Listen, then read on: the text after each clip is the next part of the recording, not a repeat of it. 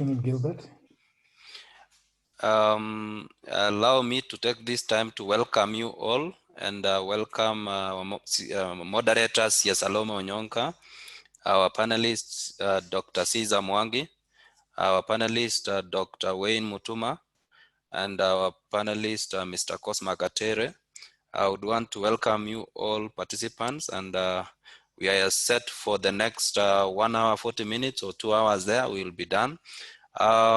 Maybe before we proceed, allow me to start with the national anthem, and then I will hand it over to our moderator.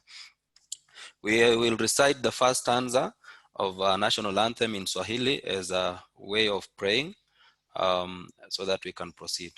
E Mungu nguvu yetu, ilete baraka kwetu, haki iwe ngao na mlinzi, na tukae na undugu, amani na uhuru, raha tupate na ustawi. Thank you very much. I hand it over to our moderator so that we can proceed with today's webinar. Welcome. Over to you, Sia Salome. Thank you, Gilbert. And karibuni nyote. Welcome to the panelists, and welcome to all the participants who have joined us this afternoon. I'm going to be your moderator, and I have a very simple job: to moderate 3 eminent gentlemen on this webinar on ethical leadership for sustainable institutions. And before I proceed, I will introduce each of the panelists so that we know who is going to talk to us. So I will start with Dr. Caesar J.M. Mwangi, who's currently the Chief Executive Officer of ICEA Lion Insurance Holding Limited. Is a leading financial services provider. Of course, ICEA, we all know it. It's a leading financial services provider that offers services in insurance, pensions, investments, and trusts. Dr. Caesar has a very rich and varied professional career spanning over 30 years. And it includes the last few places that you probably have had him in. He's been a managing director at the Center for Personal Leadership, that is CPL Africa. And he was also managing director of Sasini PLC. That is Sasini is a public listed agribusiness focused on growing, processing, and marketing tea and coffee. And he was also chief executive officer of Sani Money, and an associate director of the consultative group, which is in agriculture, research, SIGA, for those of you who know it. Dr. Caesar has actually had quite a few sessions with us, so a few of you may know him very well. And based on his convictions for a just and sustainable world, he serves and has served on various boards, such as the UNEP PSI, the Kenya Climate Innovation Center, the Kenya Climate Ventures Fund, and the Kenya Markets Trust, the Strathmore University Council, and the Kianda School.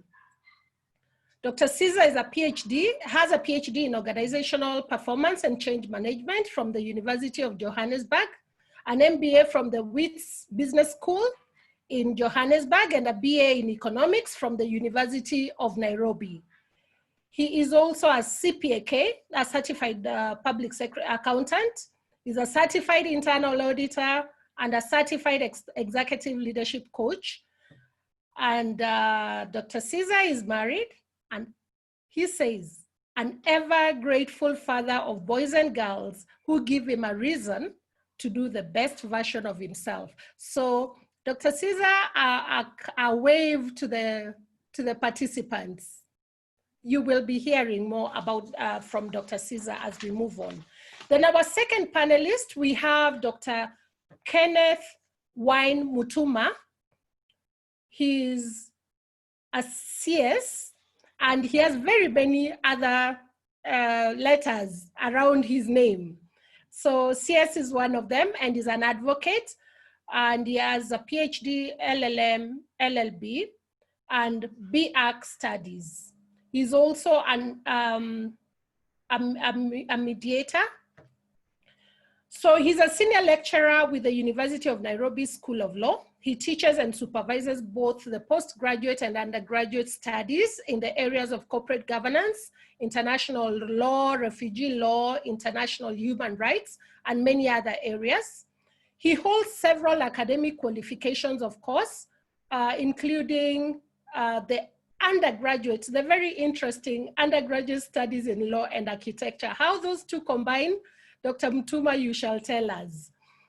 He's a fellow of the Chartered Institute of Arbitrators, London, a certified public secretary, and an active member of several professional associations, including our very own Institute of Certified Secretaries, the Law Society of Kenya, the Architectural Association of Kenya, and the Association of Professional Societies of East Africa. He also sits on a number of committees and boards at various corporate organizations in and out of Kenya. His contribution on the subject of governance is based upon his experiences with the South Africa Institute of Management, where he oversaw the legal compliance and governance unit during the consultations that preceded the adoption of King III Code. So you're in good company when it comes to governance. So in addition, he has worked with the Nelson Mandela Foundation, which was instrumental in his understanding of critical elements of conflict resolution, ethical leadership, and stakeholder management, and in both corporate and non-profit sectors. He's passionate about this subject and continues to lend his knowledge and experience in the same as part of the consultancy team. So then we have Dr. Cosma Gatere, who also has been with us in several presentations at the Institute. Cosma Gatere is a seasoned speaker, trainer, facilitator, and consultant. He's the managing director of Fedora Consulting Group, a training assessment and advisory firm. And much of his work focuses on measurement of non-financial drivers of success, such as personal and organizational trust, the value of values, leadership language, and organizational character and purpose. The insights from these assessments, he will, I'm sure, be sharing them as we go along, are used to boost team performance, rebuild broken trust, and guide innovation and change initiatives. Cosma delivers keynotes and executive seminars on relational thinking, and I think he has done that severally in our seminars and conferences. He has worked internationally and across Africa with leading organizations, including the World Bank Group, the Coca-Cola Company, Ogilvy, and Reuters. He has a wide consulting experience. He also holds a master's in communication science, public policy, and has several professional memberships.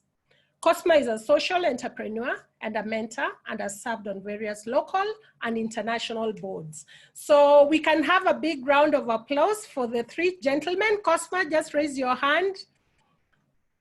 And we are going to go on into, I know I did not tell Dr. Mutuma to raise up his hand. Dr. C.S. Mutuma, raise up your hand. As I go on to just give a brief introduction of what we are going to be talking about today. We are basically talking about ethical leadership for sustainable institutions. I believe all of us here are in an institution or another, and I believe many of us, we've talked about ethical leadership, we've heard about it, but we can never get tired of it. It's one subject that we should never get tired of hearing. So the concept of sustainability has emerged as a very prominent theme in business operations, with a dramatic surge in the recent past. In the last few years, there's been a lot of talk about that. Of course, we know that sustainable institutions drive the fundamental growth of business and industry, and they form the critical component of a society. Businesses possess the resources and abilities to implement solutions and take the necessary steps to make life more sustainable. However, business leaders continue to make headlines globally. I dare not say locally as well. Let me stick to globally at the moment, for managing the organizations and planet's resources in unethical ways. Now, unethical business leadership is needed. The business leaders need access to tools and frameworks to guide their decision-making processes. Of course, therefore, why we have this webinar and why it is very critical is that it focuses on the role of ethical leadership to develop sustainable organizations. It intends to help each one here today to appreciate and get equipped to develop sustainable and inclusive businesses, especially in an era of uncertainty and disruption. Of course, at the moment, the word COVID-19 has spelled for us what we've been meaning by the words VUCA, volatile, uncertain, complex, and ambiguous operating environments. We are therefore find ourselves as leaders, either well-equipped or not well-equipped for this VUCA seasons. So how prepared is your institution to weather the economic downturn that is likely to come about because of that? The financial crises of 2007, 2009 showed us that if you're not prepared, you will go down. So I now turn to our panelists, and I want them to now, I said many words about them. I will now ask them to introduce themselves as they tell us what is really ethical leadership. And and as you explain what ethical leadership is, also bring in how does it affect sustainability for institutions as well. So I will start with asking Dr. Caesar to give us his thoughts around that.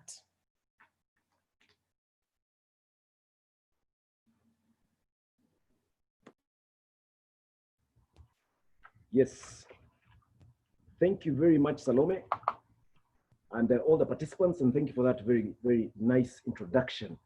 And I must say it is a great pleasure to be part of this eminent group organized by our certified secretaries, Institute of Certified Secretaries. Now, what is ethical leadership? I always find some of these words so broad that I always need to find a way of simplifying them. And I just want to contextualize it within my own struggles in various organizations, always asking myself a very simple question. What is going to guide my leadership practice in the place where I am at? And I've worked in a number of organizations, and I've also served in a number of organizations at the board level, and I've also worked for myself. And the question I've always had at a very personal level is, what philosophy will guide my life and my leadership and my practice and my engagement with other people? And I think this whole idea of ethical leadership is one of those philosophies which is used often, but we need to ask ourselves, what does it mean for me? And I think that's what I've struggled with, and I would like to share with you some of those issues. But very quickly, in my view, ethical leadership is really the broad term that is used for leadership guided by ethical principles, in simple terms, without complicating matters. And I'm very sorry I've used the word ethical in trying to define ethical leadership, which, as my good friend here, Kenneth, will tell you, is not the best way of defining things. Now, it is also in that realm of what I consider. In my undergraduate, I studied philosophy, and I've continued to have a deep love for the subject of philosophy. but it falls also within that realm of applied philosophy. And really applied philosophy is a theory or attitude that acts as a guiding principle for behavior, okay? A theory or attitude that acts as a guiding principle for behavior. So it also falls within that realm. And I must say that I think one of my most interesting subjects at university was the study of philosophy, because I think it gave me an appreciation of much broader issues in life than I got from other more technical subjects. So ethical leadership is a form of applied philosophy, and it is a guiding principle for behavior. Now, we then look at this word ethics. Again, a very important word, we keep hearing about it. And it's about choosing right and wrong. I always say ethics is basically, it's a matter of choice and what guides your choices about what is right or wrong. And when you talk about right or wrong, you're also talking about other continuums such as good and bad. You're also talking about continuums like fair and unfair. You're talking about continuums like just and unjust. And those continuums are the areas of decision making we always have to make choices around. And that is when ethics comes in. And ethics is about choosing where you will place yourself on that continuum. And of course, there is a big debate about whether you can place yourself along the continuum or on one polar end of those continuums I've talked about. And I'm basically saying, if you're talking about fair and unfair, can you be partially fair or partially unfair? And therefore, can you be on that continuum, or can you be totally fair and totally unfair? And where do you place yourself? So there are a lot of discussions around this kind of issues. Now, when we start talking about ethical leadership, one of the things I have set out to do, as I told you, I had a personal struggle with deciding what kind of philosophy will guide me. And the beauty of life as we know it is that there are many people out there who write about these issues. And I think there is a gentleman called Richard Barrett who once said that he sat down to write a book on leadership. And when he did a Google search on leadership books, he came up with about 30,000 entries of leadership books. And then he asked himself the question, what more can I write? So we all face this challenge when we're talking about, when we're trying to read books, that there's so much out there. But when I looked out, or when I thought about what has guided me or helped me, I came across, I think, 3 different theories which are very relevant in terms of ethical leadership. And I think which, for me, and for other people, they may be different. For me, they provided a very good, sound framework, which I personally have tried to use over the years. And the first is one which was shared by the late Dr. Stephen Covey, and he called it the principle-centered leadership approach to leadership. Okay, principle-centered leadership approach to leadership. That was Stephen Covey. He's now late, but he's a man I admired very much, and I've read a number of his books. This is one of his older books. You may be aware of the 7 Habits of Highly Effective People, but this principle-centered leadership, I think, fits very squarely in the realm of ethical leadership. And this has been a guide personally at a very personal level. There's another concept which was coined in the 1970s, early 70s, by a gentleman called Robert Greenleaf. And that is a concept, I think, which also falls within this idea of ethical leadership. And he talks about servant leadership. And that was by Robert Greenleaf in the 70s. Again, a very nice, very beautiful kind of concept, which has been adopted by many people throughout the world. And there's a newer concept, which was propagated within the realm of ethical leadership, which I also found very gratifying and very useful. And that is the idea of virtuous leadership by Alexander Harvard, who has been a visiting lecturer at Strathmore University, where I have a close association with, and he has been a very good propagator of this concept of virtuous leadership, which again falls in this realm of ethical leadership. Now, I am basically sharing this with you because there may be other frameworks out there, but I'm just sharing at a very personal level the ones which have spoken to me and which I found very useful in terms of this concept of ethical leadership. And as we talk about ethical leadership for sustainable institutions, I have realized that all these 3 frameworks actually link up very well to the concept of sustainability, which I think is a very important concept, which I will talk about in some detail. I can tell you for a fact that it is not simple, but it is something that which, as I grapple with, especially in application in my day-to-day work, I found this concept very useful. I just want to touch very quickly on Stephen Covey's principle-centered leadership, which again narrows down to 4 different components, which I did find very useful as we talk about ethical leadership. And I think I would like to really latch onto those. And those are what I call the 4 levels, or which he called the 4 levels. And the first is what he called the personal level, the relationship an individual has with himself, my relationship with myself, okay?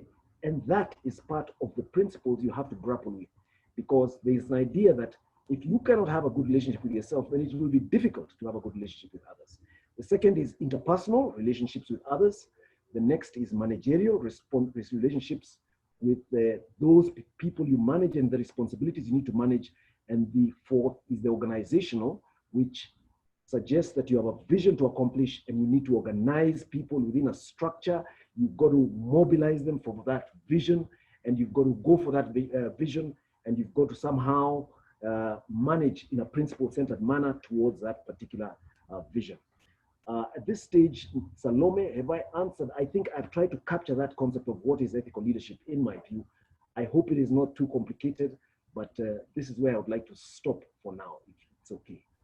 Yeah, thank you. Thank you, Dr. Caesar, for that incisive introduction to what is ethical leadership, and you've given us a well-rounded look.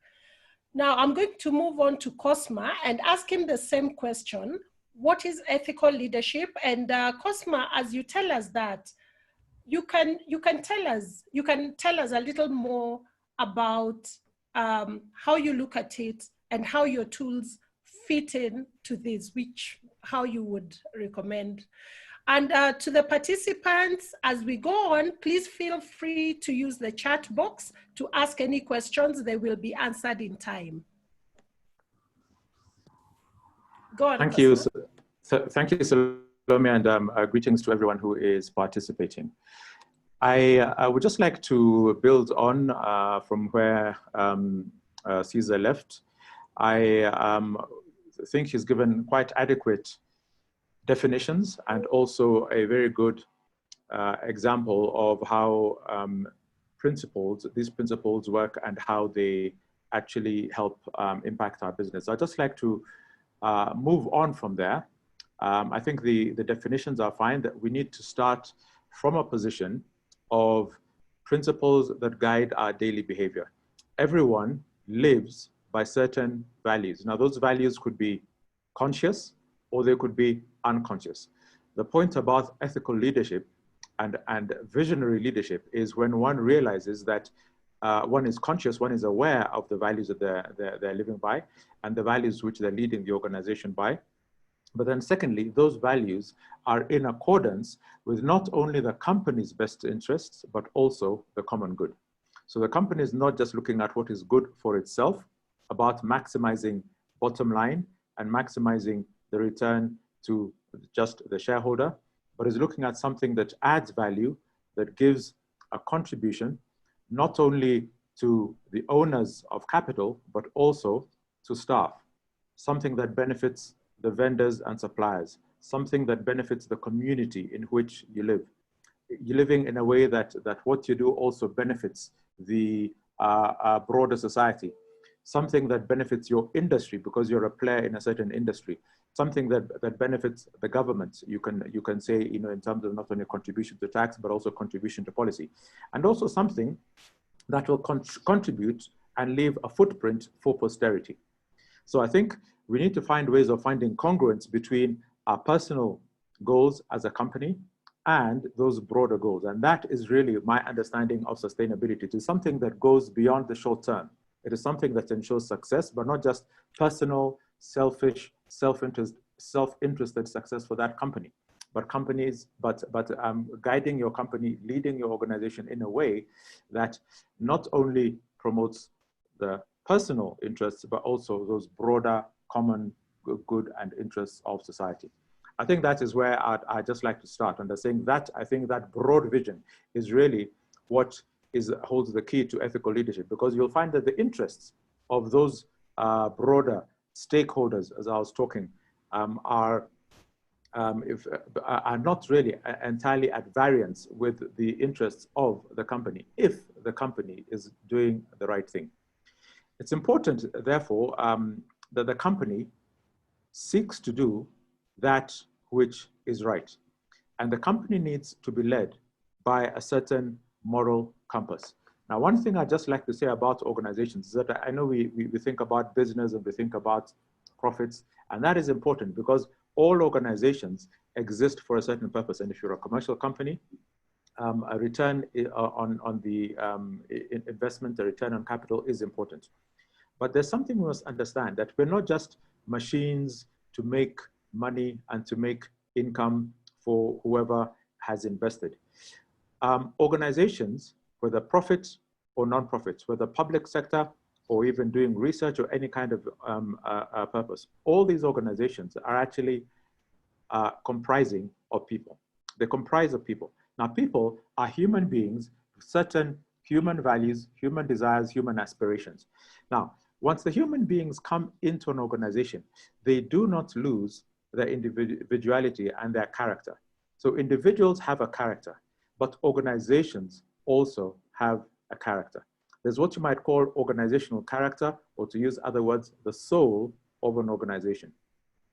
Too many times we find that organizations are just running business, just trying to do something, and they have lost sight of the fact that we have a soul, we have a character.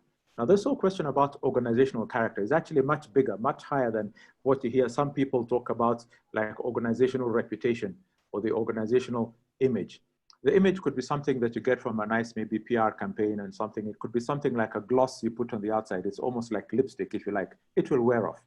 But organizational character has to go to the personality of the organization, deep down to the soul, to the values, and what the organization stands for. And the organizations, I believe, that are successful, and you'll see this in modern management science, are the ones that say, look, we want to make a difference in this world.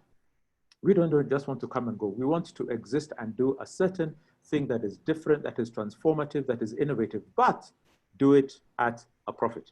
There's nothing wrong, you know, with seeking to do that at a profit. But you say, we don't just want to make money for money's sake, but we want to do something transformative, something that is going to leave a mark, but do it at a profit.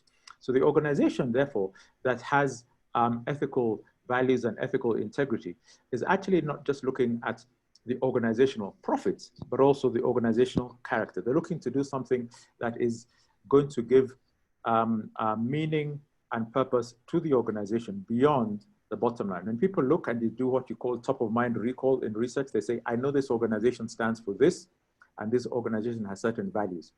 And then thirdly, let me then say that this is important. Why? Because it actually connects directly to the bottom line and also to long-term profitability and success. So when you talk about long-term viability, long-term sustainability, one of the things that ensures that long-term viability, that long-term sustainability of an organization is the organization that is doing things in a way that makes the customers, make those people who are current customers, those who are future customers, the vendors, the suppliers, all the stakeholders on who they rely on for success, doing things in a way that make them feel valued, that make them feel, you don't just want me because you want my shillings or my dollars. You want me because you're giving something of value to me. So you find that there's a very good reciprocal relationship. The companies that are values and principles and ethics oriented actually end up winning one very important thing from companies, which people tend to underestimate, which is trust. And trust is really, it's Warren Bennis, the leadership author, who said that trust is the lubricant that makes organizations run. Trust is what oils the wheels of an organization's movement and success. And it is because I feel that this organization is trustworthy It acts with high purpose. It acts ethically. It has some character that it will not violate. I therefore am going to give them my dollars and my shillings, and then the organization becomes profitable. So ethics and character and living in a certain, the organization organizing its structures and its systems in ways that are actually of mutual interest has a direct impact to the bottom line. It is something that's not just academic, but it helps the organization succeed in the present as well as in the long term. And I'd just like to say finally, as I wrap up, that unfortunately you find that some organizations where some research I was just looking at recently, where you find that up to 60% of the managers say that they've been forced to do something that violates their own values. So you find that some organizations are actually, because of the pressure to deliver, and sometimes to deliver what are called short-term results, they actually force managers to do something that is wrong. And you find that that undermines the long-term, what you call, the long-term engagement of that staff member of that company is going to concern. So they start looking at other places where they can go and work. So you find that retention becomes an issue. You find it undermines performance because somebody is doing something they know is wrong. They're not going to do it with all their heart and soul. And then eventually the customers will find out, because customers are smart and they realize you violated your culture, you violated your character and your values, and you're no longer doing what is right.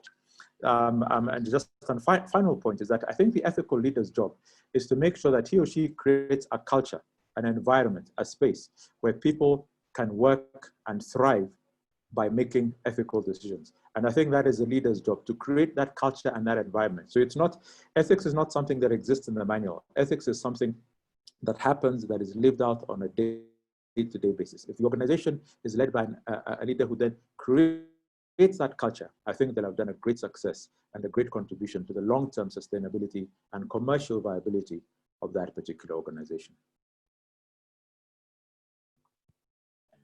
Thank you so much, Cosma, for that elaborate introduction on what is ethical leadership and what a leader should embody. Dr. Kenneth. Yes. Mutuma. Passing on the same question to you. What is ethical leadership?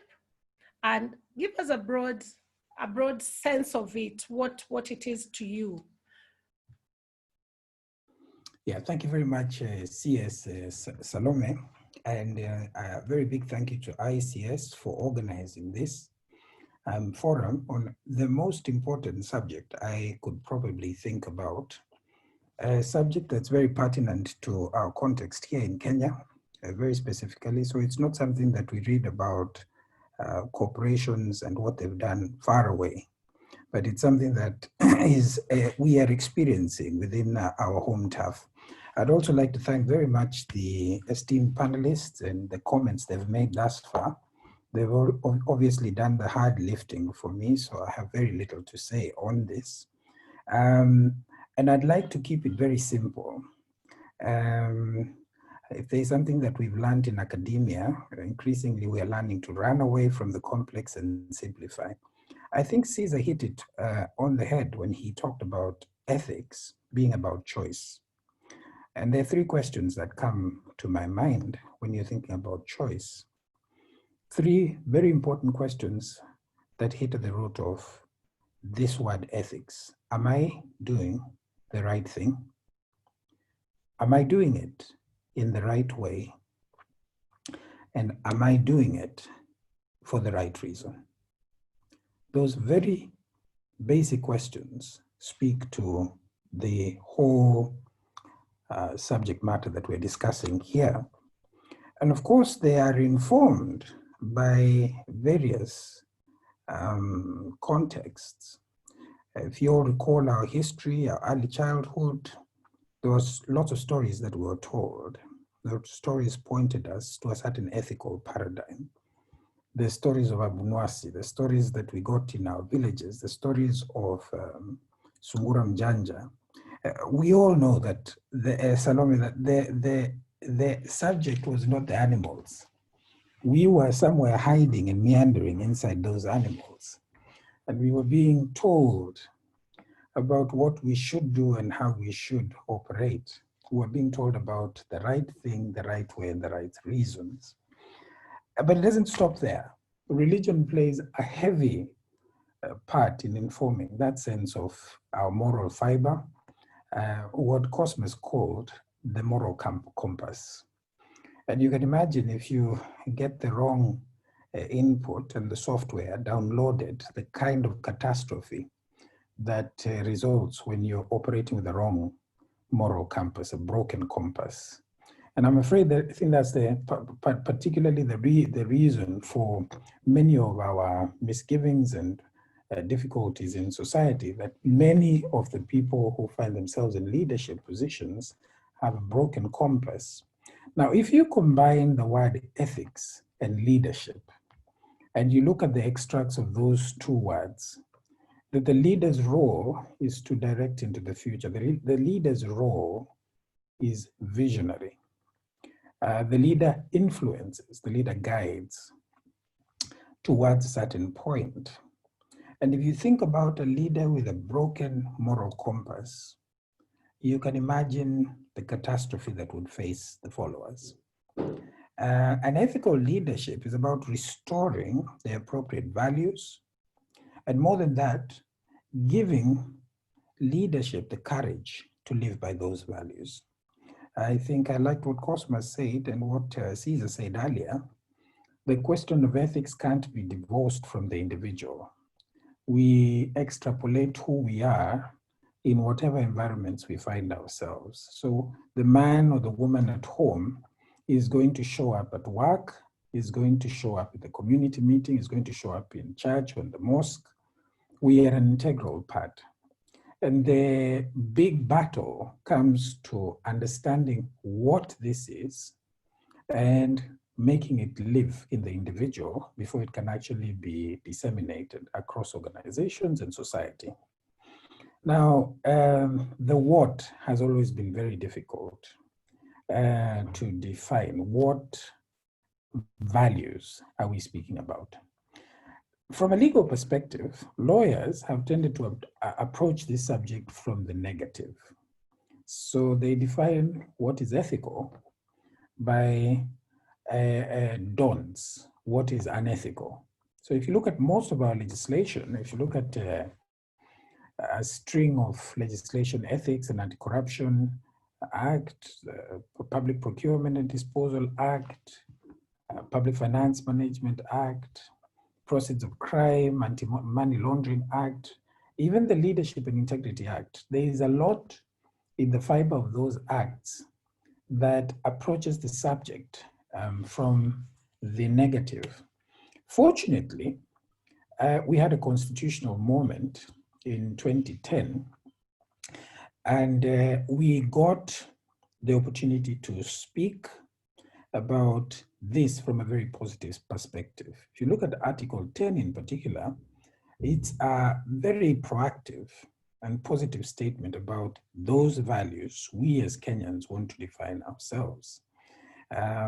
So you've got patriotism, national unity, and I'm sure we can all think of a range of values. In the context of corporate governance, of course, we have good governance, integrity, transparency, accountability, and the big word that we're using here today, sustainable development.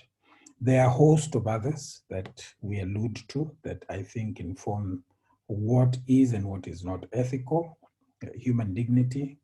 I, as a human rights practitioner, also pride ourselves in the fact that we've inculcated human rights as a core value that we want to define our nation.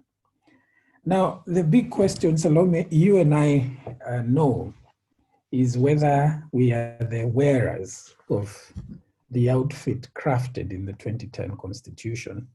I was listening very keenly to what Cosma was saying earlier. He was talking about the conscious and the unconscious realm, how these values dance between both of these realms. And I'm afraid most of the time when I look at the definition of what is ethics within Kenyan society, and obviously our corporate entities operate in that society, I sometimes suspect some kind of schizophrenia, that our conscious mind tells us that we are something, but unconsciously we are playing out to a completely different culture. Now, maybe that requires a medical diagnosis, but if you think about what I've just read in Article 10 and what we point out to be our ethical value, our ethical fiber, our moral fiber, is that what we see in your ordinary matatu? Is that what you see when you enter the classroom? Is that how our companies operate? And we will delve into that, I think, once we start moving to the areas of where the problem is. But I think Cosmas ran ahead of us there because he started talking about our culture and how he called it the organizational character. But what is the essence of our culture? And more importantly, how do we start to change that? Thank you, Salome. Thank you, Dr. Mutuma, for that. And now I go back to Dr. Caesar. You've talked about principle-centered approach to leadership, to ethical leadership. You've talked about servant leadership and the 4 levels of leadership. That is the self, the interpersonal, the managerial, and the organizational. And I can almost swear, but I will not, that most leaders know this. But we see a lot of, institutional collapses, if not national collapses, whole nations collapsing because of unethical leadership. What would you say, why is ethical leadership important? Are we fighting a losing battle? Should we put aside ethics and just live and let live and move on? So why ethical leadership? Yeah. Salome, thank you very much. This is such an important question, so close to my heart. It's a question I've grappled with. I've traveled in different parts of the world, and I've realized, I think, as Dr. Kenneth mentioned, that there's something wrong with our ethical culture. And why is it important? I just want to give you a very quick story. Yesterday, I had some visitors in my office, and they told me they work in Southern Sudan, and they're waiting for the flights to be open so they can go continue doing business in Southern Sudan. And they told me that they're in the IT business, and in Southern Sudan, they deliver their services and they get paid for their services because they are professionals, and they are able to generate a lot of business there. But when they come to Kenya to offer the same services, they find that they are asked for a bribe to get the job, to get the contract. And when it comes time to pay them, they are also asked for an additional bribe to release their payments. So they've decided they're not going to offer professional services in Kenya. Very sad. 2 ladies. And I realize this is common in this country. It is a tragedy of the highest magnitude, my dear friends. I have actually faced it in self-employment in this very country also. I have also operated as a consultant in South Africa. I had no problem there. My services were accepted by the market without any sort of requirement for kitu kidogo, as you understand. So that is the reality, and a very sad reality. We cannot build a country on those kind of practices which are unethical. That's the first thing. The second thing I just want to share, and it answers or deals with this question of why ethical leadership is important, is something we've grappled with even in this very business where I am based. And we were asking ourselves a very simple question. Why is it important for us to be ethical? Why? Despite all the unethical things going on in this environment, we operate in East Africa, and we have some lack of ethics in some of these areas, especially in this country. Why is it important for us never to give up and to stick to an ethical stand, however difficult it is? Why is it important? And I want to share with you what we came up with. One, we contextualized ourselves because we see ourselves as an East African organization, but we see ourselves growing into the rest of Africa. And we want to grow into the rest of Africa with a very ethical approach because we have a problem in the African continent. And we did a bit of research, and I want to share with you pockets of that research. We went to the CIA handbook, and the CIA handbook said that in the African continent, there is a problem of wealth mismanagement. And this is partly the reason why Africa is so poor compared to other continents. Despite Africa having petroleum and natural gas, crude oil, gold, coffee, grains, diamonds, iron ore, minerals ad infinitum, we remain probably the poorest continent in the world. And that is a problem of mismanagement of wealth. We're not able to exploit it and manage it well for the sake of the people. So we discovered from the CIA handbook, and this is just extracts from that, that $68 billion every year is lost in taxes, dodged taxes. 30 billion is repatriated out of the continent by individuals and corporations trying to hide funds they've accumulated illegally. 29 billion is literally stolen from our corporations and businesses and governments, and there's rampant aid abuse. CIA handbook, eh? Secondly, the challenge of Africa. Africa, the world has a global economy of 69 trillion pounds in 2019. 69 trillion pounds in 2019, right? Out of this 69 trillion, Africa produces 1.9 trillion pounds, which is 2.7% of the global economy. Yet Africa has in excess of 1.3 billion people, which translates to 19% of the global population. So we are saying the productivity levels are extremely low when we look at our population, okay? And this is again part of the tragedy. But listen to this. Africa, in 2018, GDP in trillions of US dollars produced 2.3 trillion US dollars of production with a population of 1.3 billion people.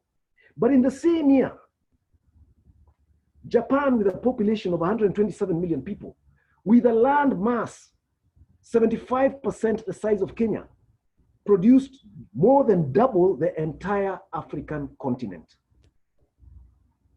4.9 trillion US dollars compared to Africa's 2.3 trillion US dollars. I mean, Japan does not have the kind of natural resources that we have. But the difference, the reason for that difference, when we traced it back, we can align it specifically to the lack of ethical leadership in the African continent compared to the levels of ethical leadership and practices in the Japanese economy. Japan was a country that was devastated in the Second World War. By 1945, they were nowhere in this world. But they have built up an economy to be the third largest economy in the world, despite having very limited natural resources and a very small population and a very small fragmented landmass of islands. While Africa is a mass with huge resources. That is the challenge of Africa. And that is why ethical leadership is so important. The third point I want to mention in this research, we said Africa has a huge youth population. 60% of Africa's population in 2019 was under the age of 35. And according to the demographic trends, the median age in Africa is going to be 19.8 years in 2020, statistically speaking. 19 years, 20 years. That's the median age. We have many young people in a mismanaged continent due to unethical leadership practices that yield unethical practices everywhere. Now, what are we going to do with these young people? My dear friends, we did a final part of this research, and it told us what is happening now. The disaster that we are facing is that majority of these young people want to leave this continent at all costs. And we went to the statistics of migrant vessel incidents on the Mediterranean Sea. If you go to the north of Africa, to Libya, as we speak now in this webinar, I am very sorry to say that there are numerous young people trekking there on foot, bribing anybody to get them across the borders to get to the Mediterranean Sea so that they can cross out of Africa into Europe on dingy boats, rubber boats. 50% of those people will die on that crossing because those boats are not equipped for that kind of crossing. But people have taken their money and promised them a better life outside. Why is ethical leadership important? Because this is happening. In 2011, the statistic says that we had 1,500 migrant vessel incidents on the Mediterranean Sea. These are people who died on the Mediterranean Sea. In 2012, it went down to about 500. In 2013, it was about 700. In 2014, it shot up to 3,500. In 2015, it shot up to 3,800. And in 2016, it was over 5,000. I don't know what the statistics is today, but we can be sure that there are people today who will be dying in that crossing. Again, we can trace it back to the lack of ethics, the lack of ethical leadership, the rampant unethical selfishness, theft, grabiosis mentality of those who are supposed to safeguard the resources in the continent and take care of them for prosperity for these young people. That is why, my dear friends, ethical leadership is so critical. And that is why when we did this, we realized we cannot afford to give up. Salome, you said, should we give up? We cannot afford to give up. What shall we do with the masses of young people, a median age of 19 years, filling up this continent? What shall we do with them? We have to fight at every corner where we can. And I'm so delighted, therefore, that your institute has really convened this topic so that we can get more people who can decide that we've got to fight at our very corners and stop this disaster. This is not a sustainable issue. This is not a sustainable situation. We are talking about sustainable institutions which build sustainable countries, which build sustainable continents. It will not be possible unless we address the issue of ethical leadership, which drives ethical cultures, which drives ethical behavior. I hope I can rest my case there. I'm not a lawyer, but I think I don't want to add any more there. But I am convinced in my heart that this is a fight we need to have, and we need to struggle everybody at his corner. Thank you very much, Salome. Thank you, Dr. Caesar, for that passionate call for ethical leadership, showing actually for Africa, it is really urgent that we practice ethical leadership. Dr. Mutuma, I'm coming to you, and I want you to just also tell us your why. Why, and since you're a learned friend, I'm sure you will give us a peek into the why from a regulatory framework point of view.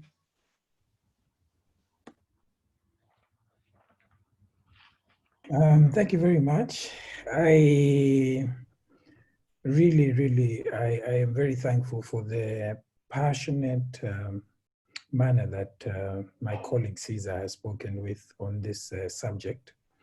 It's very important to communicate in everything that we're doing why ethics lies at the core and the center. We do a lot of training within the field of corporate governance. We deal with risk. We talk about board dynamics and directors, internal control systems, performance management. But I'd like to submit that all of those things are useless without a core radar that is groomed around ethics. What Caesar did, and he did it very well, so Dr. Caesar captured this relationship between cost productivity and ethics. The unsaid line running between the two being trust and reputation. And here I'd like to use an analogy. Maybe let me tell a story. So often, you know, as spouses, we travel. You leave your spouse behind. You go to do work in another city, another country. And I would invite our audience, our participants, just to think about what trust really means. So when you get back, it would be very tragic if your spouse has to go through your wallet or your handbag to look for receipts, and they had to audit your plane or travel tickets. Think about all those costs that are required.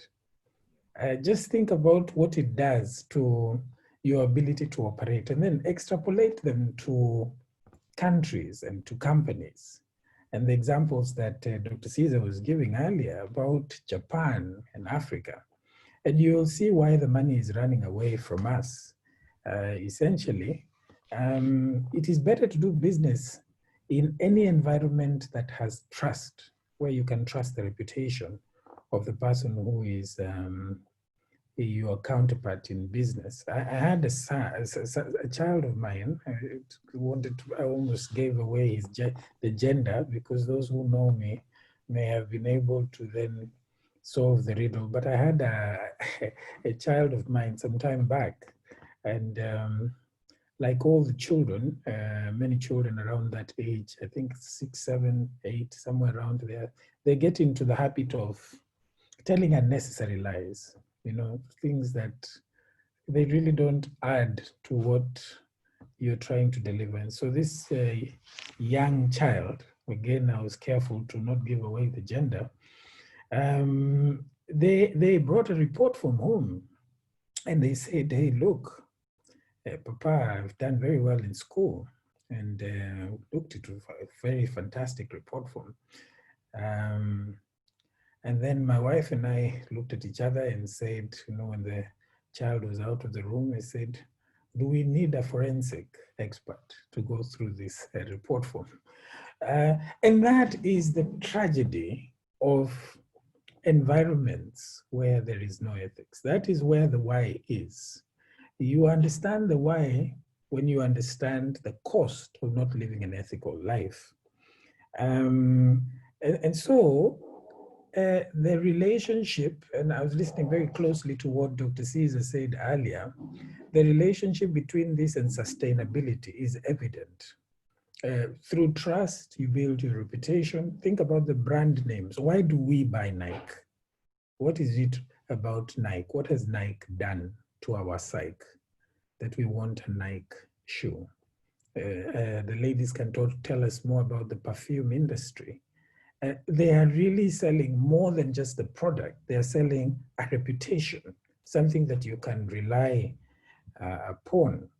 Now, we lost a very important why in the governing of our society and in us generally within the corporate and the public sector. And that why is associated with legacy. We keep going back to the word sustainability, but I would like to submit that at the heart of sustainability, at the heart of that continuum, and that tension between the present and the future is this big word, legacy. Whether you have the capacity to leave something for future generations after you've left. Interestingly, African society was very worried about reputation after you were deceased. Something happened, and we became very short-term minded in our thinking, that we think about the here and now. Now, the sad part about this tale is when you superimpose it over what Dr. Caesar was saying earlier, the youth. So we've got a very large population of youth that is within Africa and specifically within our country, Kenya. Now, here is where things really go bad. We are to leave something for this youth. Clearly, we can see what we are leaving is not sufficient because they're running away. So the Mediterranean Sea exodus at whatever cost and the kind of danger and peril that they're willing to go through because home is really not where you want to be. It's quite evident. But there is something worse. We are leaving the youth a broken system of values. Now, I want to take us to about 3-4 years back where a research was done in the country, and the youth were being asked about what they aspire to become, what they would want ideally to turn out as. I think it was done between the late teenage ages and early adulthood stage.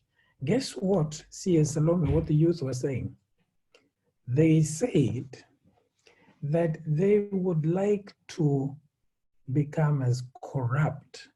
I don't know whether you remember that research, that they are willing to take every corner that they can. And that took everybody aback. I remember the media running stories on this, and I remember the older generation asking the big why. And the youth answered that question and said, it's because of what we see rewarded in our society.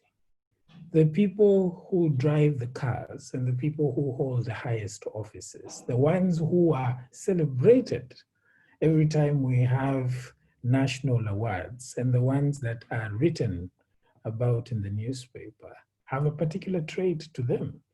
And that is the trait we want. So this question of giving up is, it would really be sad if we give up at this stage, having sowed such terrible seeds in the generation to come. What we are actually digging at is sustainability. Our sustainability as a society will not be feasible. And it's only a matter of time before someone else will come and colonize us. You know, the tragedy, once you can't sustain your operations, they will be taken over by someone else. Let me probably leave it there and turn it over to my colleague, Cosmas, to enrich that discussion. Take it right on, Cosma. Cosma, they keep calling you Cosmas. Please note, he's Cosma without an S. Okay. Yeah, that's correct. Yeah, no, thank you very much. I think those are all very, very pertinent points. I think it is tragic where you see young people losing hope. To me, the one thing that keeps life meaningful and purposeful is hope. And what you're seeing with people risking their lives, you know, through crossing the sea in some very unseaworthy vessels, really shows that they're willing to do anything just to try and get an opportunity on other shores. It means basically they have lost hope completely in ever making it in Africa or in different parts of the world. And I think that's tragic. And to me, I'd just like to maybe just concretize, you know, some of the very good points that my colleagues have been saying, and just mention that I look at ethics, you know, when I, you know, present on this and train, you know, we look at it, you know, from three points, and we say, look, ethics is not what exists in a manual. It needs to be lived. It needs to be operationalized. That's a good word there, that it needs to be put into the bloodstream of the organization or of a certain culture or of a certain society. And this is whether it is at the community level, you know, the points Caesar mentioned, whether, you know, the different levels, you know, from the individual to the organizational, you'd even add another one there, which is societal. You really need to see this operating in a way that makes it lived out effectively. And I look at this at three levels. So they all start with the letter A. The number one is about awareness. The people need to be aware of what are our ethical standards and values, and it needs to be unambiguous. There shouldn't be any gray areas. And Dr. Mutuma had a key point when he talked about ethics is not only what you don't stand for, it is what you stand for. So the positive is even more important than the negative stand up for. And I think it's very hard, you know, I'm, you know, wearing my communication hat to think about how you define or brand yourself by what you don't stand for. If you look at a company slogan, a company mission, it is what they stand for, not what they don't stand for. So I think that is important, that people need to be aware, what does our organization, our culture, our community, our country stand for? And these are the principles, as Dr. Mutuma was saying in chapter 10. It needs to be very clearly stated, unambiguously, what we are aware of. So that is what we stand for. So that number one is important, is awareness. Number two is assessment, that you've got to measure the level to which you comply or deviate from what you have just made clear in point number one. Now, we say in management that what gets measured gets done. Now, we find that we measure everything else in our organizations, in our culture, but we don't measure how people are complying or not complying with the values that we have established that wants to guide us. Now, this is where things like, government was making some attempts, you may say there are ups and downs, but at least let's give credit where credit is due, where people, declare their wealth, where people, before they're appointed to a certain position, are meant to say, this is my net worth. So if there's some very large, unexplainable jumps in your net worth, you need to explain it. So I think assessments are important, but then also assessments and numbers need to be regularly reported. Now, I just ask a question. For instance, when you are interviewing in our organizations, we often hire people for talent. We never hire for ethics. Do you have in your recruitment, as you're building your teams, any questions that judge someone's moral character? Give them an ethical dilemma and see how, there's some questions you can raise. There's no right or wrong, but you just want to see how people think and what are their real important values when they're faced with an ethical dilemma. Because some issues with ethics, as we've discussed, you really need to exercise judgment.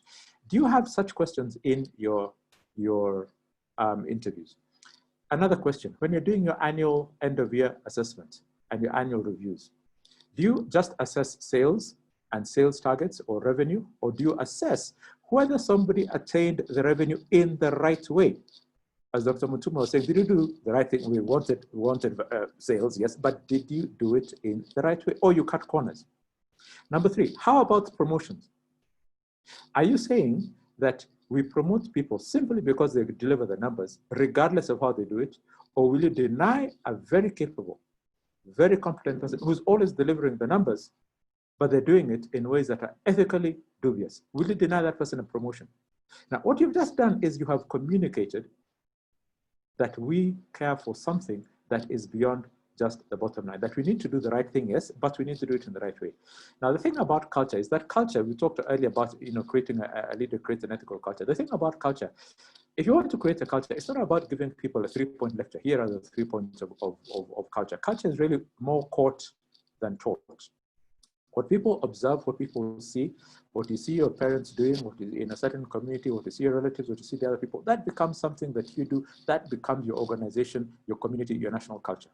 So that point about catching people doing what is right and not just what is wrong is very important. But I'm saying there must be some kind of metrics in these assessments. It needs to be embedded in our organizational bloodstream that we actually reward these people. And then thirdly, so I said awareness, assessment, and then thirdly is accountability. But I think we've got to send very clear instructions and very clear communication that, look, if you deviate from our ethical standards, you will be held to account. Now, this happens best when the leader demonstrates personally that he or she is living by those standards. And that is the most effective way of building high trust. You see, trust isn't, again, built by putting in policies. Trust is built by you personally living and embodying the values you preach. It's about doing what you preach about. So I'm saying that if we practice those 3 things, the awareness, we let people know, but it needs to move away beyond that, because many people may have the awareness, but I think it's important that people are trained about what is the right thing. The assessment and really finding ways of doing this, and then the accountability, that people are held to account, and that you actually make people pay, 1, the consequences for wrong ethical behavior, but secondly, you reward people who are consciously implementing good ethical behavior. So when there's a choice between 2 people, you actually promote the person who is ethical and say that, we value doing the right thing, but in the right way. So that person then begins to realize that actually this company, and you're communicating a culture, you're creating a message that then becomes clear in the organization, that we actually stand for things that go beyond just cutting corners. You'll find that then you have created the culture and people begin to live the values. And I think to me, this is the important way. And if you look at some of the our traditional cultures, for instance, and some nations that have done this very successfully, you have found that, you know, wherever culturally, traditionally, you would know that, you know, the people would be through initiation and through different milestones in life, you would be taught what are the values. And it's not just what you're against, it is what you're for. And you're told the role of a young man as you become a responsible adult, the role of a lady in the community, what is your role? You'd find that there'd be regular assessments through cultural practice and celebration of the right and wrong. But then there would also be accountability, that people would actually be punished or actually be reprimanded for not doing the right thing or rewarded. Look at countries like Singapore, where they had a real challenge, and corruption has been a problem all over the world. You know, human beings are human beings, but you had leaders who decided that they're going to model this thing. They're not going to be quick and greedy. When they would take their oath of office, they would take it in white uniforms just to show that, you know, want to be clean and avoid any scandal. And then there would be very heavy consequences for people who have broken the law. So you can see therefore how they moved from, you know, as we all have read Lee Kuan Yew's book, From Third World to First World.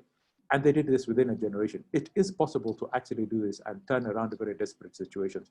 But what they were doing is making ethics and values and character, national character, something that's lived out in the bloodstream, not just something in a textbook.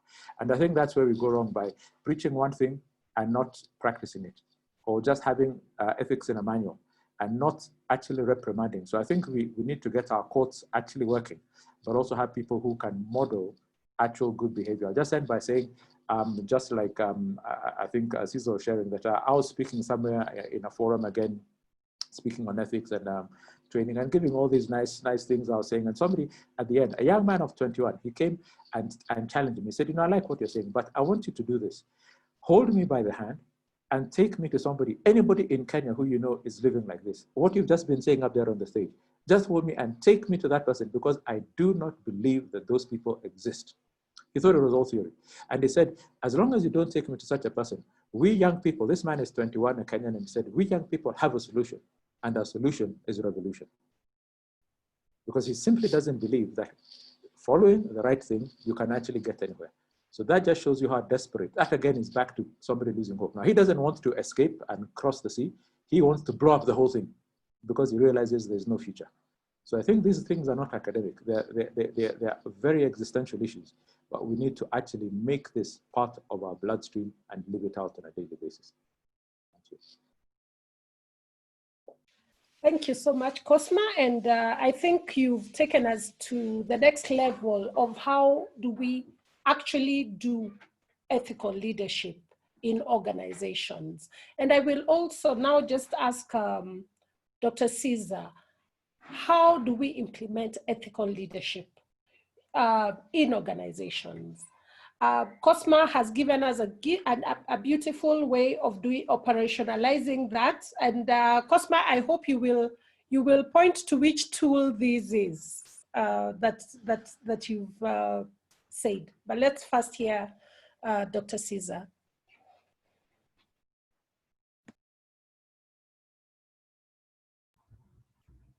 Thank you very much, Salome. And really, I think Cosma has started on this direction of how we implement. But let me just also say that this is one of those issues. Implementing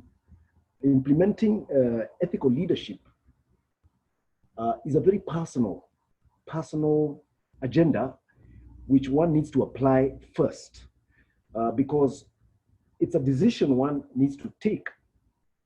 And leadership is not for the few who appear in newspapers, who appear to have big positions, who are visible out there. Leadership is, everyone is called to leadership. I think let's be very clear about that. So everybody has a chance to exercise leadership in their area of influence. It may be a big area of influence or a smaller area of influence. So let's be very clear about that first, so that we don't assume that leadership is for those with titles and those others who seem to have a lot of visibility. But the second thing I would like to say is that for those with greater responsibility, for those who have a supervision role, they have a bigger responsibility to exercise ethical leadership because their influence is much greater than others. Okay, that's the first point. So we need to be aware of that. Touching on what Cosma said, awareness. We need to be aware. If much has been given to you, much is expected of you. So CS Salome, we know you as one of the leaders in this country, and much is expected of you. CS Kenneth and Cosma, much is expected of you because you have influence over many others. Now, if we then say this is a personal choice, the framework I've personally come to appreciate is one that was developed by the Greeks in the study of virtue, which is a field of study called erotology. And I can tell you for a fact, I've had a lot of joy in just studying Greek philosophy. And this was literally 2,500 years ago, right? But they took time to think through philosophical issues in life, concepts of happiness, concepts of progress, concepts of democracy, which we don't have time now to think about. So I take great joy in thinking about those. And this idea of ethical leadership has been taken up in that field of the study of virtue. And I think it was very well picked up in Alexander Harvard's approach or framework, which I want to share with you very quickly. I have found that that framework works. It captures 6 simple points. And it simply says as follows. Point number 1, when you're in any position, you are in a position of influence, you will need to take certain decisions. And therefore, you need to reflect on the rightness or wrongness of those decisions, on the goodness or badness of those decisions. And therefore, we should not be rushing into decisions. We should be reflecting before taking a decision. And this is a very good point at this time of COVID, for example. I know many businesses that are considering, should we retrench our staff? How many should we retrench? How soon should we retrench them? And just get rid of them and cut all ties with them. Now, you can rush into that decision or you can think through it because there are other options separate from retrenchment. For example, you can say, let us all take a salary cut. And those who are earning more than others can take a higher salary cut than others because more resources are being spent there. Now, that is a better decision than getting rid of people who also have families. And those who usually make those decisions are usually the more well-paid staff. So this is a very controversial issue, but there is a better way of deciding. So in decision-making, exercise prudence. The second is there are situations you will face where you feel like giving up, and the choice is to give up or to go on with the difficult journey you have chosen. And I think CS Salome mentioned, should we give up? This is a difficult path to take. Now that requires another virtue called courage, where even when things are difficult, we need to keep on moving. And we will face these inevitably in our lives. When we take up a position which has a lot of challenge to us, because not everybody is embracing it, such as we have here in Kenya now, with lack of ethics. You may be in politics and you want to be an ethical politician. You may be a policeman, you want to be an ethical policeman. It requires you to take courage and to pursue that to the end, even if it is difficult. So courage is something else which we need to always reflect on and pursue with courage some of the things that are difficult, but they are good for society, they're good for our organizations, and we need to pursue them. Honesty is another one which requires courage because people sometimes tend to be very dishonest. The other one is very personal, where we have a tendency, all of us, and we are human beings, to be consumed by our passions. And our passions can at times be very irrational and lower us to even the animal instinct survival level. And that's when you find instincts such as greed overcoming us, and we want much more than we really need and take from even those who have much less than we are. Then we require another virtue right there, which is in this framework, the virtue of self-control, where we say our passions should not be masters of us, but we should be masters of our passions. And this again is a virtue, self-control, a very simple one. But we have to make a personal decision to be able to recognize, and the self-awareness Cosma talked about, I think helps us with this. Is it simply my animal instinct coming in, At times you may interact with somebody and get angry very quickly and suddenly start abusing that person. You require self-control to keep quiet when you have a certain passion of anger. So that's the other one. The fourth one is what is referred to as being fair to everybody around you. We have to be fair. And as I said earlier, fairness is due to all those around us in a very simple spirit of saying, do unto others if you like them to do unto you. And that's the virtue of justice. We have to be fair to the people around us. But we find a lot of unfairness because we don't reflect on this as leaders, as individuals, and this ends up causing a lot of difficulties. And a lot of the trouble we have, in fact, in this country with division along tribal lines, etc., is because of perception of unfairness. And we could have much more peace if we simply exercise this virtue in the leadership level, fairness. The fifth is very beautiful. It is one which I always say is seen in those people who are considered great. And in fact, recently I was reading the eulogy and the stories about the late President Mkapa. It was extremely beautiful because he displayed this very beautiful virtue, which is referred to as magnanimity, where you strive for great things, all right? Great things that make a difference for very many other people. That's the concept of magnanimity, where you forget yourself and think of others and you strive for great things. Wangari Maathai was famous for magnanimity. And every time I go down to the Karura forest, I enjoy Karura forest and attribute the enjoyment and the possibilities of Kenyans enjoying themselves there to the magnanimity of Wangari Maathai, who suffered literally for that forest. And that is another beautiful virtue which we need to consider and take on board if we are to leave the world a little bit better than we found it, because magnanimity is about leaving the world better than we found it, and that's the legacy that was mentioned by my panelists. We need to find a way of thinking about something that lives beyond you, and that's magnanimity. And the final part of this framework is the concept of humility. Humility is simply overcoming our own selfishness and doing things for our own aggrandizement, but we do them simply because we need to serve, an element of service. And that is the sixth part of this framework. And if you think critically about any of the great leaders who have walked this earth, Julius Nyerere, Mahatma Gandhi, Martin Luther King, they were extremely humble individuals. The late Nelson Mandela, they had a high element of humility. So it is something which has come up indeed from the Greeks, expanded by Alexander Harvard in his book, Virtuous Leadership, but something that existed 2,500 years ago continues to exist today as a framework and will continue being very useful in the future. So I want to propose that if we can adopt this simple framework of adopting the virtues at a personal level, then we shall be able to exercise a great deal of ethical leadership. And if we fail to do, we bring in the concept of consequences.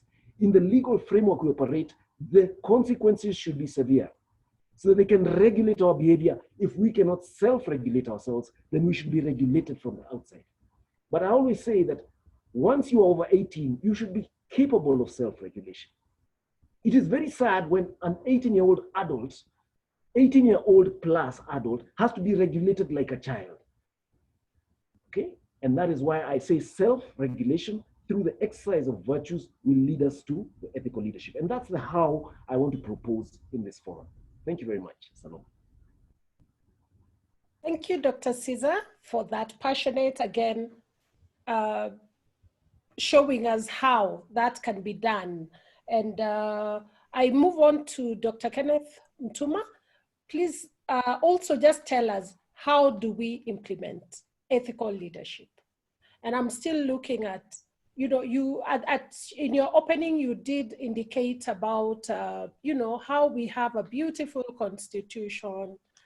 We have a lot of provisions for ethical, regulatory provisions for ethical leadership, including organizations like the ESCC and others.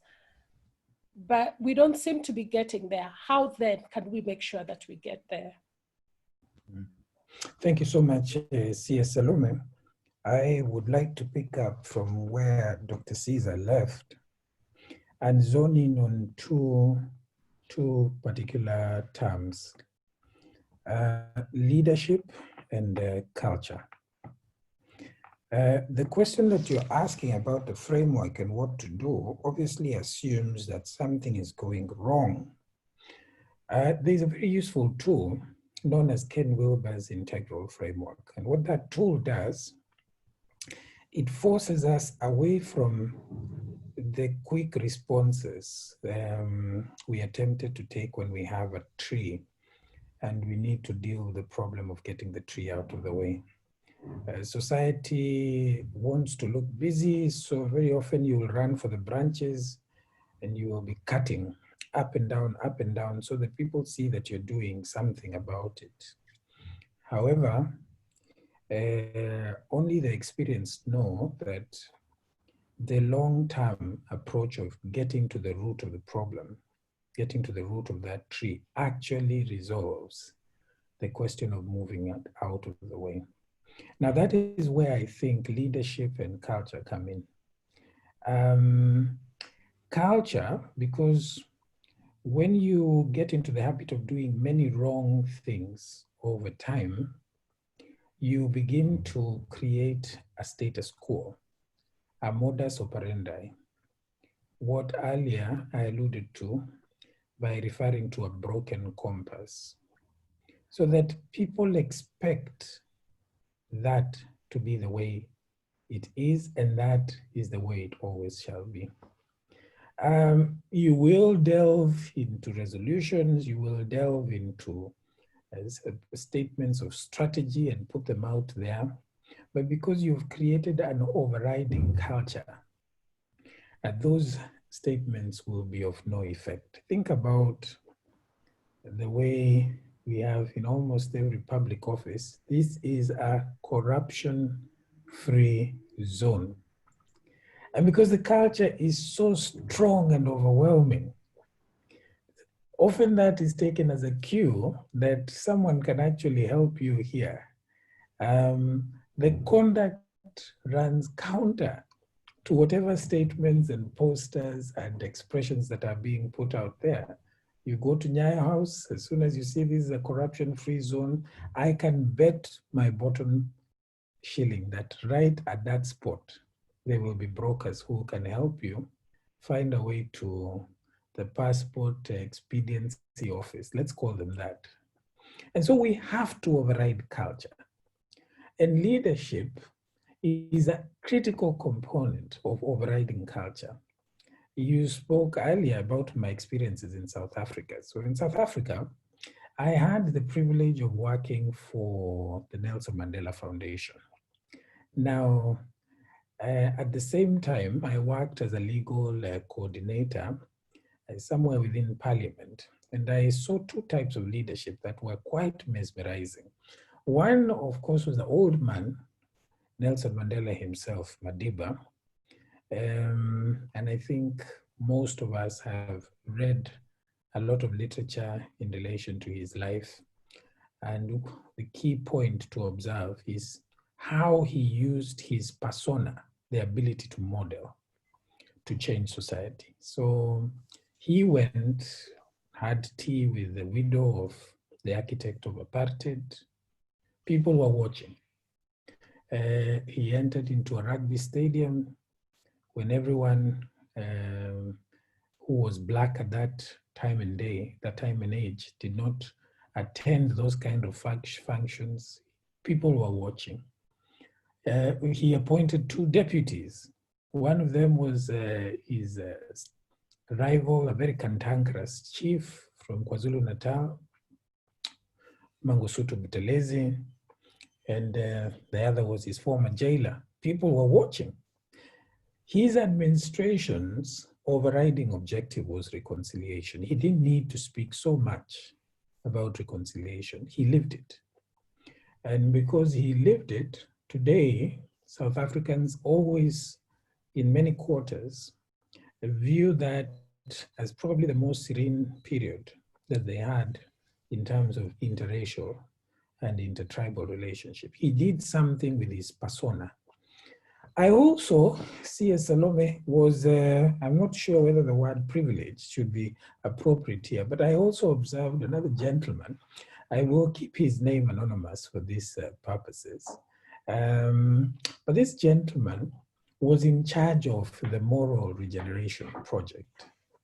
And the aim of the project was to minimize the infection rate of HIV. As you know, South Africa battled with this problem. Now, at the height of that, this person had an engagement with a lady, unprotected, and you all know the famous statement that, what did you do about it? He said, I took a shower. Of course, despite him saying all the right things in public and in terms of policy, the person who was leading the project, the effect was massive spread of HIV/AIDS and the deaths. So there is a reflection for us here. Is this where our problem lies? All of the things that Cosma alluded to earlier, and some of the things that Dr. Caesar is speaking about, is our problem that the people who are in charge of running their affairs at that larger scale are communicating a message that is in contrast to what we're actually being told should happen. So when we talk about United Kenya, when we talk about the absence of tribalism, what is the action that our leaders take? And that action has been pointed out very clearly by Cosma and Dr. Caesar in their comments. Who do we hire? And who do we reward? And what punitive measures exist? And we always wait for the national awards and we watch, because then we will see who our heroes are. And that is a starting point to starting to shift culture. Of course, there is a huge debate, alluding to what Cosma said earlier, whether you shift things from the top or you shift it from the bottom, the so-called revolutionary approach. I, for one, think, based on the examples that I've seen across the world, that the person at the top is very key to the psyche that enters the people that live in that country. I think we all quote Lee Kuan Yew of Singapore. We quote, recently I'm seeing Paul Kagame is being quoted a lot. But think about what these individuals have done when it comes to modeling and changing society. I'm told the story of Ian Khama. And generally, those of us who worked in Botswana will know that one of their challenges is the question of diligence and addressing problems to do with sloth. I'm not sure whether it's because it's a hot country, but this seems to be something common, a common element between weather patterns and how people behave and whether they get to the office early. So what Ian Khama did, the former president of Botswana, he had a cabinet meeting, and he said that anyone who is late for that cabinet meeting will suffer consequences. So the story is told that people came 15 minutes to 30 minutes late, and guess what? He terminated their services. This, I think, ladies and gentlemen, needs to be appreciated in greater depth. The kind of reverberations that sent out to the society in Botswana. Just that action in itself. Many people have quoted Kagame's work, a massive work that he's done when it comes to this national cleaning days that they have in Rwanda. And I think it misses the point, because last year when I was in Kigali, I got to understand the depth of reasoning behind those actions taken by the head of state and the general society, societal experiences that they had.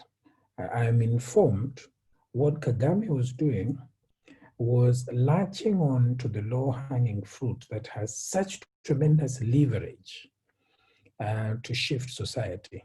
A clean society is going to struggle to be corrupt simply by having what Dr. Caesar mentioned earlier, that level of self-management. But if you can clean your streets, what do they say? Cleanliness is next to godliness. So for me, those two factors are very, very key. There is a whole lot that we can speak about cultural interventions, because I believe what we need here is a cultural interventions. What are the stories that we tell about ourselves? People will latch on to those stories. So the youth in that research earlier, they picked the stories that the media is sharing, what they view as success. Unfortunately, they are warped stories. We need to rewrite those stories. What are the symbols that we treasure nationally, in a corporate platform? Those symbols, what do they communicate? We've been seeing a lot about symbolism in the Black Lives Matter and some of the actions that are being taken in various parts of the world. The reasons why they are attacking these statues or these flags is because the symbols are out of step with the kind of society that people want to be. We need to recreate symbols that raise the bar of ethics, make us want to live certain values. We need to think about our power structures, our organizational structures inside our companies, inside our various corporate entities. Those power structures, where does power sit? And I like what my brother Cosma said earlier, that do we have positions created, for example, officers that look at the question of ethics? The COVID-19 pandemic, I think this would be my parting shot, has done something very positive for us. It has created a crisis. And very often, when you want to change culture, a crisis may be the very medicine for that. And I think what COVID-19 does for us, it creates a situation where we know business can no longer be normal. Something must be done to get us out of where we are. It would be so, so sad if we waste a good crisis. Thank you. Thank you so much, Dr. Mutuma. And now we are going to swiftly move on to a brief question and answer session. And the panelists can, of course, as they're answering the questions, can add anything that they wish to add. And I'm going to open this. I can already see a question in the Q&A section. And Dorothy Maseke. Dorothy, I will, instead of reading your question, I will request you to ask it so that you can put it better. Dorothy, if you're listening, please unmute yourself and speak. Thank you very much, Salome. Can you hear me? Yes, I can hear you, Dorothy. And to all the participants who have questions, please raise your hand or put your question in the Q&A section. Yes, Dorothy, we can hear you. Please speak. Mine was very simple. Thank you, the panelists. Learned quite a lot this afternoon on this very, relevant topic. I had a question for CS Mutuma, and this was on the integral framework you spoke about. I didn't get the name, and I wanted to read a little more on it. Thank you. Dorothy, somehow we lost you a bit. I couldn't hear you too well. Let me just repeat it for you, Dr. Mutuma. The question is to you. Kindly share the name of the integral framework you spoke about. Dorothy would like to get the exact name of the integral framework. Thank you so much, Dorothy. I have shared it on the Q&A. It is Ken Wilber's 4 quadrants, the integral framework. Essentially, what Ken Wilber does, he suggests that society invests a lot of time dealing with the external. So on the right side of his 4 quadrants is the individual's external behavior and society's external behavior, the policies that they have. So every time we have problems, we run for laws and we run for things that seek to address what we can see, what is manifested. So the matatu driver is driving carelessly, not complying with speeds. So we run for more policemen. We think that we need higher fines, and we think that we need speed cameras and all of those things. So we are addressing the external. And guess what happens? Because we are ignoring the internal domain of the intention and the value system.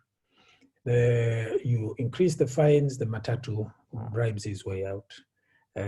You increase the policeman everywhere. He has a kitty to make sure that he looks after whoever he'll meet between here and Eldoret or whatever part that the person is going. So Ken Wilber makes a very strong case that long-term and effective action must move to the left side of those quadrants, which deals with the individual's belief system and the society's cultural norms. The norms where people, because of unwritten rules, behave in a particular way. And the way to do that is to start asking the big question, why do they do what they do? So back to that example of the matatu driver, we must ask, why is he or she speeding? What makes them do that? And if you are prepared to do the hard work at that level, then you might actually get to the taproot and solve the problem. But if you take shortcuts and you continue dealing with the external, that story of the person chopping the branches and looking very busy will sadly be our predicament. Many years after, you will see that you were very busy, but the problem never went away. It just grew more and more. That essentially is it, Madam Dorothy. Thank you for that question.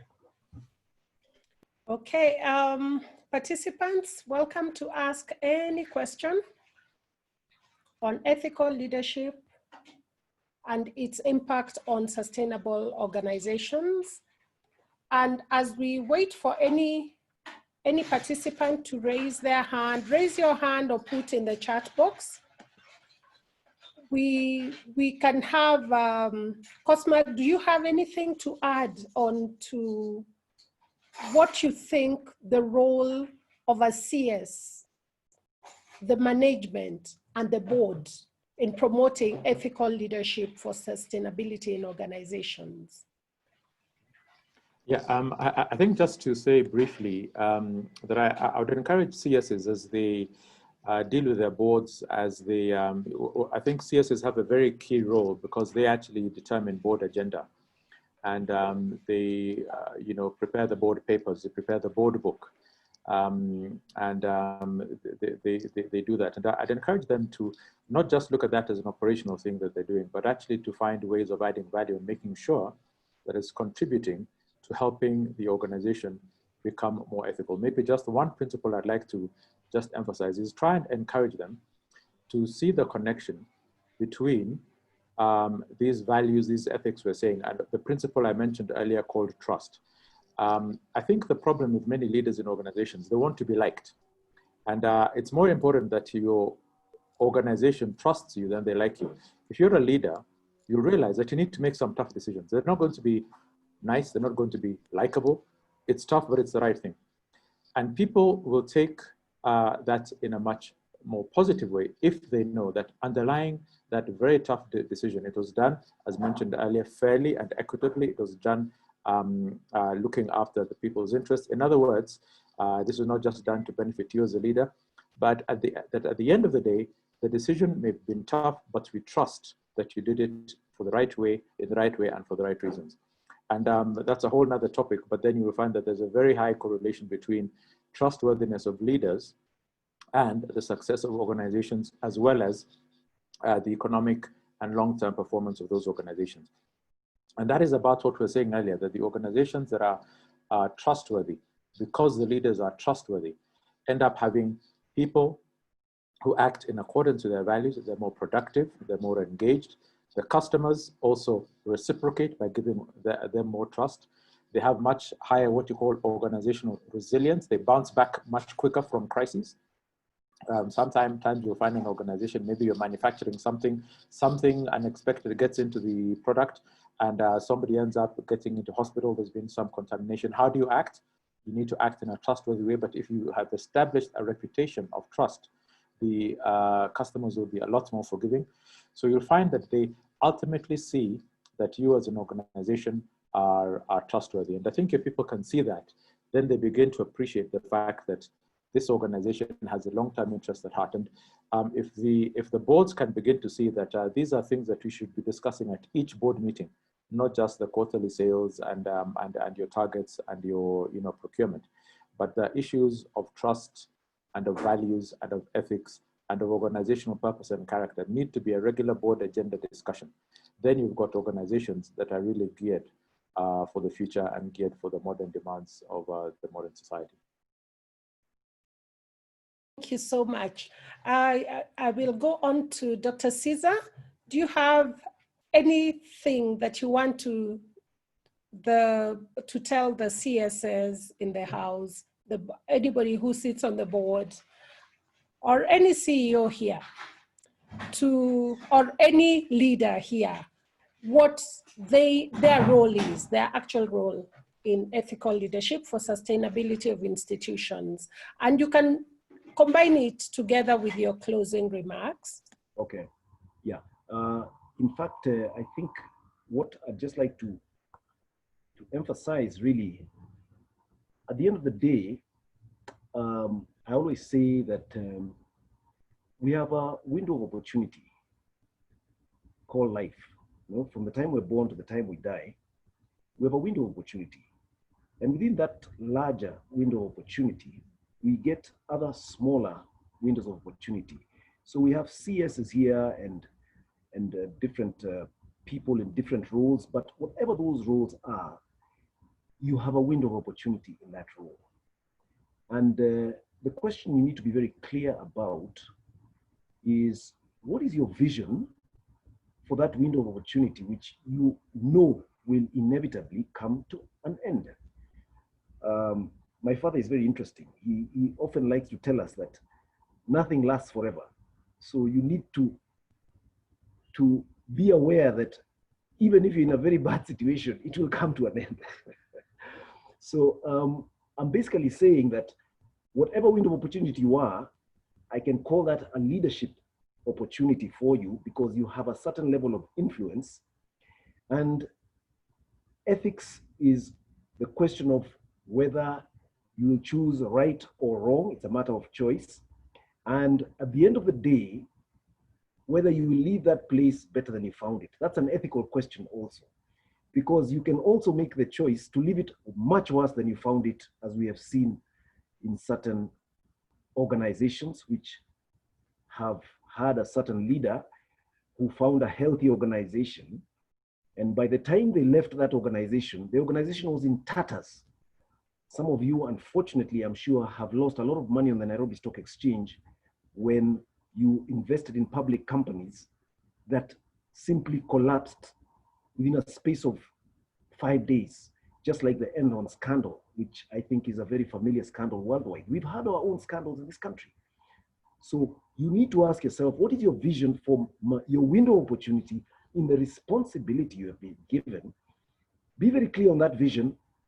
Make a choice to pursue that vision on a daily basis through everything that you do, and to influence others to become leaders, ethical leaders, just like yourself, and make that greater impact through others.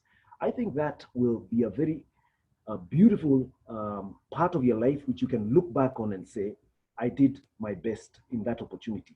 And I was just reading the story of Mr. Nicholas Nganga, the former chairman of Safaricom. Very beautiful story, I think, in today's newspaper. One of his first interviews over many years. But he served the public service for 58 years. He served Safaricom for 16 years, part of those as chairman. And I could sense his sense of fulfillment just from the interview. And I think that is what I call a life well lived, doing the best you can do to leave things better than you found them. That's what I would just like to suggest to everybody here. Thank you. Thank you, Dr. Caesar. On to you, Dr. C.S. Kenneth. Yeah, I think my reflection is very much in line with what Dr. Caesar has said. 20 years ago, I read a book that Caesar has quoted. This was Steve Covey's 7 Habits of Highly Effective People. And there was an analogy, there was a kind of, there was an exercise that he ran through in that book. It starts with as an individual, it's a story of someone walking into a room that is in gloom, almost like a funeral procession. I think, Caesar, you may have recalled that one of the most powerful sections in that book.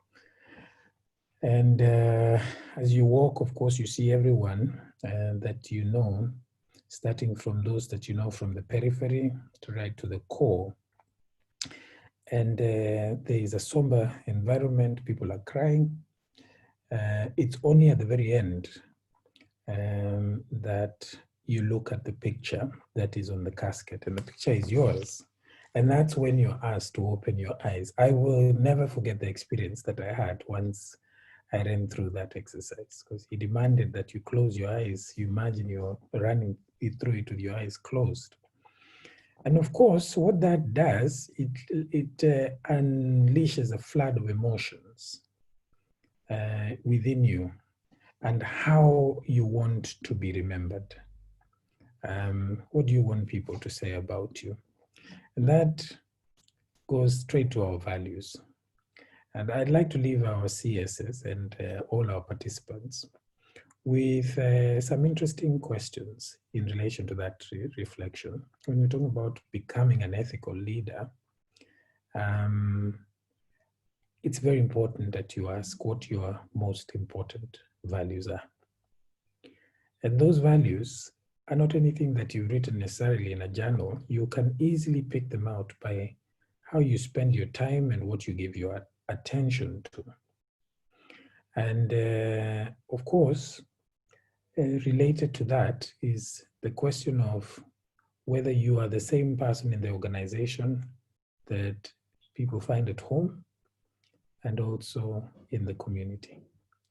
And the third, I think the most important part, and Cosma alluded to this, is the courage to live out. I think that was one of the virtues that Dr. Caesar left us with. Do you have the courage to live out those values that you want to be a part of you amidst the pressure to compromise or to rationalize that? It's not a difficult thing to find out, because very soon a policeman will stop you somewhere and you'll be faced with a dilemma, whether to make a short and quick deal and move on to the next part of your life, or to do the hard thing. And that has happened to me, believe it or not, C.S. Salome. It happened one time when I was going to speak about this subject with ICEA in Naivasha. I was very intrigued and I found myself in a very awkward position. And that is the courage I think we need many of the individuals to have within our country and within our individual corporate entities. Thank you very much for inviting us for this session. Okay. Thank you so much. Thank you, Dr. Caesar. Thank you, Dr. C.S. Kenneth Mutuma, Wyne. And thank you, Mr. Cosma Gatere, for a very incisive look at ethical leadership and its impact on sustainability of institutions. I think you've just barely scratched the surface, and we shall be sure to read all that information that you've given us to go read.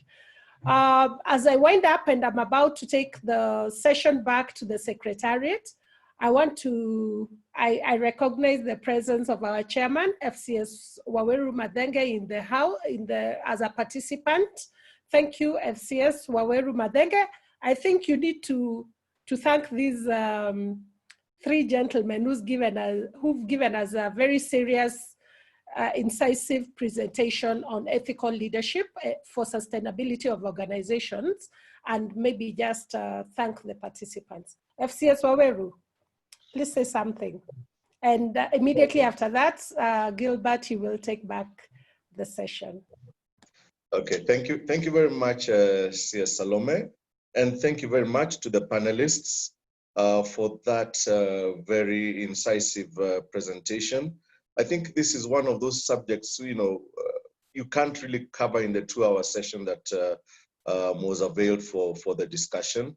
It is a very important and critical topic, because these are some of the issues that actually go to the root or the foundation of a society or of an organization. What is the value system, and do people live out the value system that they subscribe to? Questions about do you compromise, or do you try and stay true to the value system that you have subscribed to? Questions of character, people of character who will be able, who have conviction about their values and their principles, and they live them out on a daily basis. And this also shows itself in the workplace. These are very deep topics, very, very deep ideas that, yes, we cannot fully exhaust them, but I think it's up to each and every one of us to see how we can develop depth in this area, because then it will show up in our impact in our various organizations, in the way we interact, and ultimately we build a better society for the benefit of us all. So I really like to think that we can call upon the panelists in the very near future as we seek to explore this area even further. We have benefited immensely from this presentation, and really I throw the challenge to our members, those who have participated. What are you doing in order to say that you are an ethical leader in your particular area of influence? What are you doing? Challenge yourself, look deeply into yourself, and see how you can develop yourself in this particular area of ethical leadership, in your particular area of influence, whether it's the organization, whether you work in, whether it's in your home, social settings, etc. So that really is a challenge, and I really, it's something that I would be taking up myself as well. It's something that is dear to me, and I really look forward to further such interactions. And now I just really want to hand over back to the Secretariat, and then wish you all a very good afternoon ahead, and all the best as you build yourselves in this particular area. Thank you very much. Thank you very much, FCS Waweru Madenge, who is our chairman at the Institute. I want to appreciate all of you for taking time to join in this very, very important discussion on ethical leadership. I want to thank the panelists, including the moderators here, Salome Onyonka, and welcome you also to attend our future webinar. We are planning, and we have already organized a webinar on 8th of September on meetings. I believe that we'll be able to update you as we go along.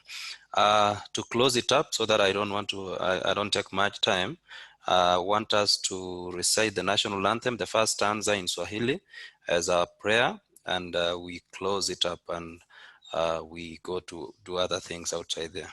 Thank you very much. Let's go. Mungu nguvu yetu, ilete baraka kwetu, haki iwe ngao na mlinzi, na tukae na undugu, amani na uhuru, raha tupate na ustawi. Thank you very much. Asanteni. You have a good afternoon. Thank you very much. Have a good afternoon. Thank you. Thank you very much. Thank you very much. My fellow panelists, asante sana. Thank you all. Thank you very much. Yeah. So much Have a good appreciated. afternoon. Yeah. All the best. Thank you.